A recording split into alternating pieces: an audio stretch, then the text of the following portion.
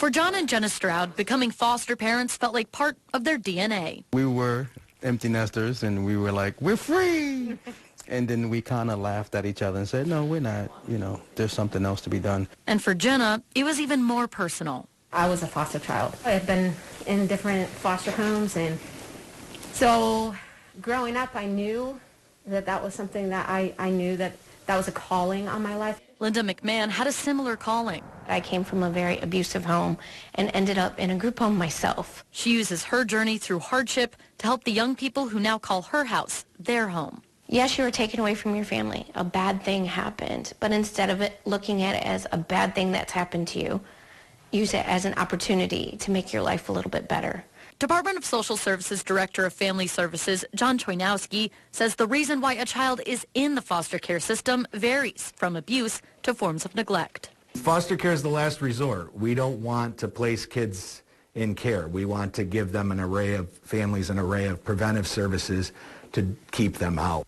In the state of New York, the most recent data shows over 16,000 children are in foster care. So what portion of those make up the southern tier? The New York State Council on Children and Families developed the Kids Wellbeing Indicators Clearinghouse, keeping track of foster care numbers. Statewide, for every 1,000 children under the age of 21, nearly 3 are in foster care. In Tioga County, the rate is 2.2. The rate in Chenango, nearly 5. And in Broome County, the rate is 5.4, nearly 2 times the state's average. In early February, there were 298 kids in foster care in Broome County. DSS says there's a lot to take into account.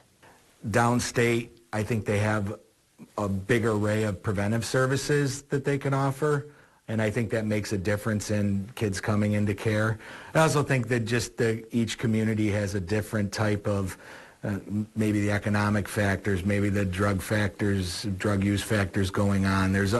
Everything plays into it. With hundreds of children stuck in the system, it's groups like Glove House and Children's Home of Wyoming Conference that not only place kids, but train foster parents. There's never going to be enough homes. Our homes fill up fast when kids are placed, and a lot of our homes that go to the point of adopting a child close after that. Glove House and Children's Home provide support to foster families. The more educated our foster parents can be, the better that we can do a service to these children and help them through the most difficult time probably of their life. They also work with families on the ultimate goal. People are very surprised when they hear you're trying to get the child back home, but we have to remember that everyone makes mistakes, and there's usually reasons behind why that explains the parents' behavior. They have their own trauma, they have their own past struggles. While the need is great, their job is to also make sure families know what they're signing up for. When we're looking at prospective foster parents, we're really working with them on assessing what's going to work for their own family. Although we need new homes, we need to make sure that the families who are doing the work of having kids placed with them are equipped and have really taken the time to think about what a placement of a child or a sibling group, what impact that's going to have on their home. There will be challenges, and there may be loss at times, whether it's loss for the youth or maybe loss for the foster family because the youth goes home. But there will be healing. There will be happy memories being made. I would say as difficult as the process may be, it's very rewarding. Even with the recent shift towards kin care, or kids being placed with someone they already know due to the family's first act, foster parents like Linda, Jenna, and John know they play a vital role. I want a child to know that they're going to be fought for. They don't have to fight for themselves. We love working with the kids. We enjoy them.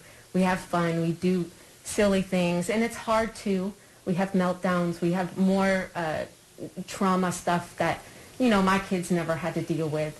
But at the end of the day, the reward is greater. Whether it's for a month or a year or possibly a lifetime, you were able to give the love and care that they deserve. I love watching a child kind of progress and get away from, being this scared, traumatized child to just flourishing and being able to feel safe again and play. I think the most rewarding thing for me is bringing them into my home, and for however long that's going to be, giving them a family while their parents navigate what needs to be done. Fostering hope, one child at a time.